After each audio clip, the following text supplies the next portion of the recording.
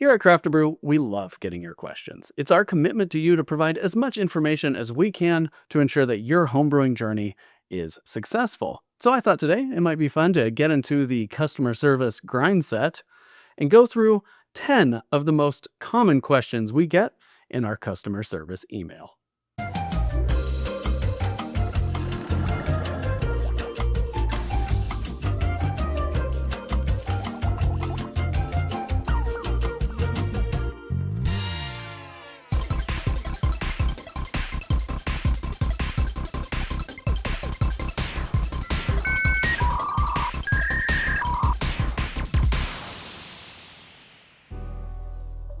Question number 1. My carbonation is weak. What happened?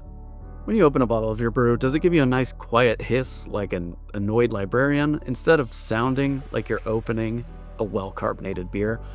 There are a lot of factors that come into carbonation being weak in the bottle, and the primary factor in that is not waiting long enough for the carbonation to form. Usually it takes 4 to 6 weeks. Sometimes it can take 8 to 10 weeks for bottle conditioning at room temperature, which is a great consideration because room temperature of about 70 to 72 degrees Fahrenheit is the appropriate temperature for bottle conditioning. Colder than that, and your yeast might not be able to reactivate in the bottle. So you want to make sure that they're staying warm enough for the yeast to do their work. Another consideration might be that you didn't add enough priming sugar, so you're only getting a little bit of carbonation instead of a full-on 2.4 to 3 volumes of carbonation, depending on your style. If you're having trouble getting bottles to bottle condition properly, just make sure to check that temperature and exercise patience. Question number 2. How can I increase the alcohol by volume? We get this one enough that I think I'm going to do my own comprehensive video on the subject, but to increase the ABV, you add more sugar. And you want to measure that with your hydrometer to make sure you're not adding too much sugar. But for beer, you can add extra dry malt extract. For cider, you can use a can of apple juice concentrate from your grocer's freezer section. For mead, just add more honey.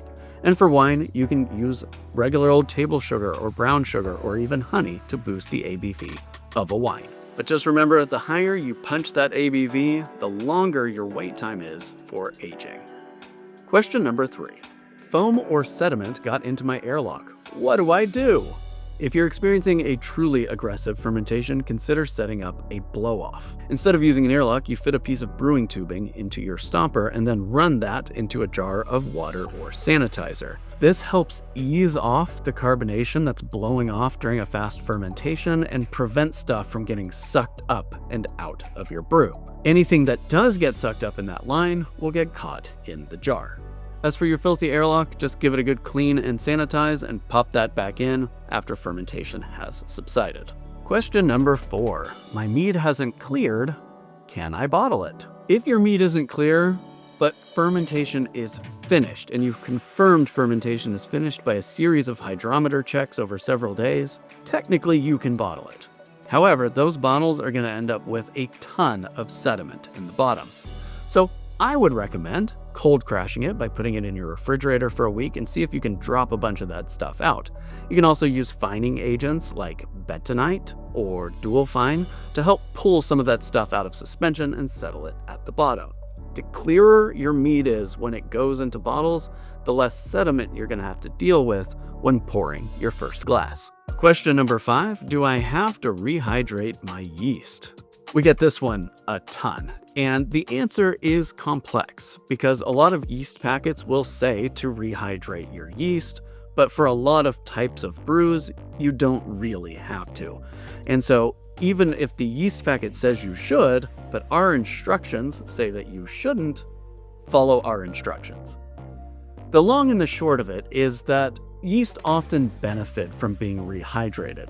Rehydrating in water, not so much, but rehydrating with a rehydration nutrient like GoFerm can really set you up for success in your fermentation if you're willing to invest in that extra step. Rehydrating yeast with a nutrient sucks a bunch of minerals and nutrients into the yeast cells as they're rehydrating, and it helps set them up for success with a healthier fermentation because they're going into it healthy before you put them in that sugary liquid.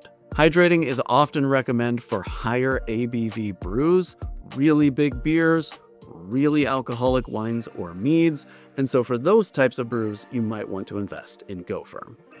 Question number 6. Fermentation was going fine, and now it's stopped. What gives? Well, there are several reasons, and the most likely reason is it hasn't actually stopped. It's just slowed down.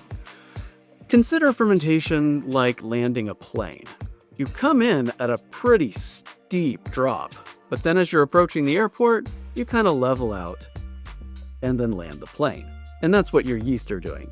Generally, if you look at a chart of yeast fermentation progress, the gravity drops really fast over the first few days, and then it takes another several days for it to finish off. That's perfectly normal, and you might not see fermentation activity during that time. Another reason fermentation activity may have halted is that it may be actually finished fermenting, and at that point, you're ready to give it a little bit of a wait and then transfer to secondary if you desire. Another reason fermentation stops is called a stall or a stuck fermentation. That's when your yeast has just given up. Maybe it's reached its limit of sugar and alcohol concentration and just can't ferment any further. If you want it to continue fermenting further, you might have to rehydrate a yeast like EC1118 or Uvafirm 43, and those can help unstick a stuck fermentation. Your brew lives or dies by hydrometer readings, so make sure you're checking the gravity so you know exactly what's happening inside that fermentation vessel. Question number 7. Nothing's happening. A lot of times, this question comes very shortly after pitching the yeast. And if this is your first time homebrewing and you've pitched your yeast a few hours ago and you don't see any activity, I can totally understand why you would be concerned. But never fear, that's called the lag phase. Yeast often has a long lag phase of up to 24 to even 48 hours before it really kicks into gear. The yeast is eating, it's growing, it's multiplying and building up its colony. And so while they're active, you may not see any signs of activity. Just wait it out. If you haven't seen any activity by 72 hours, then it's time to repitch a fresh colony of yeast. Question number 8. I lost volume. Is it really okay to top it up with water? So there are 2 scenarios where this would come into play. With beer, you lose volume during the boil. And yes, you can top up your fermenter with water and it's not going to change anything about your outcomes. Just make sure that it is sterile water that you're using so you don't introduce any microbes. You can do that by boiling and cooling some water or by using bottled water. Now, if we're talking about wine, mead, or cider that has lost volume after transferring to secondary, you can consider topping up with sterile water. It will dilute your brew, and that can change the flavor of it. Rather than topping up, you might just make more than you need, make 1.25 gallons by using a fermentation bucket. So when you transfer it to secondary, you're transferring over 1 gallon of finished liquid. Or you can flex the power of potassium metabisulfite, which is an oxygen scavenger. You can hit your brew with some potassium metabisulfite, usually for 1 gallon. That's about 1/4 of a tablet, and that will be enough to scavenge oxygen and prevent oxidization for quite a while, provided you're not consistently taking off the airlock during secondary. Question number 9. I live in the fires of Mordor. How do I control fermentation? I get this because I live in Oklahoma and it gets super hot here during the summer. If you live in a really warm environment, especially a tropical environment or a warm desert environment, it can be pretty difficult to manage fermentation because yeast is really intolerant to high temperatures. It will ferment, but generally it will create off flavors or undesirable esters during that process. So what can you do? You can ferment your brew inside of a cooler bag with some ice on one side of the bag, and that will keep the temperature down. Just make sure you're using a thermometer to check on it regularly. If you have a wine fridge in your house, you can dial that temperature up to 65 to 70 degrees, depending on your yeast, and control your fermentation that way. Or you can set up a swamp cooler. Just put a fan on it with some cold, wet towels on it, and the fan blowing on it will initiate evaporative cooling, keeping the temperature in the fermenter down. Another thing you can do is consider using a Kveik yeast. Kveik is from Norway, and generally Kveik is very tolerant of temperatures. I recently brewed a beer up to 109 degrees using Voskivike, and it came out tasting wonderful. Kivike is the band-aid solution for hot temperatures. It's not always the best yeast for the job, but if your brew space stays pretty warm, especially in the 90s Fahrenheit, Kivike is a great choice for a lot of brews, especially those under about 13 to 14% potential ABV. All right, last question, number 10. I won't be home on bottling day.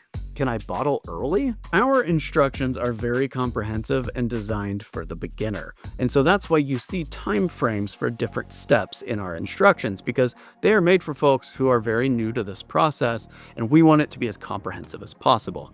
But if it says bottle at 30 days, you can bottle at 35 or 40 or 50 days, and it's going to be just fine. Rather than bottle early and risk having bottle bombs, bottle later and don't risk it. In this circumstance, a bottle bomb would happen with a carbonated brew, like a beer, a cider, or a session mead, because there's carbonation in suspension when you're bottling too early, and then you're adding to that carbonation by using priming sugar to prime the bottles.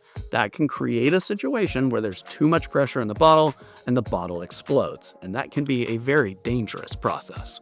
Waiting a week or two to bottle if you're going to be on vacation is a lot better than coming home to a sticky mess and shards of glass in your drywall. All right, well, that's everything in my inbox today. Back to you, other BC, to close this thing out. I hope the information in this video was helpful. If you've got questions about homebrewing, drop them in the comments. Maybe we will feature them in a future customer service video. And you don't want to miss out on any of our upcoming content here on the CraftaBrew channel, so make sure you hit that subscribe button, ring the notification bell for notifications anytime we've got new content, so that way you never miss out. Until next time, I'm BC here for CraftaBrew, and I hope you've got good things brewing.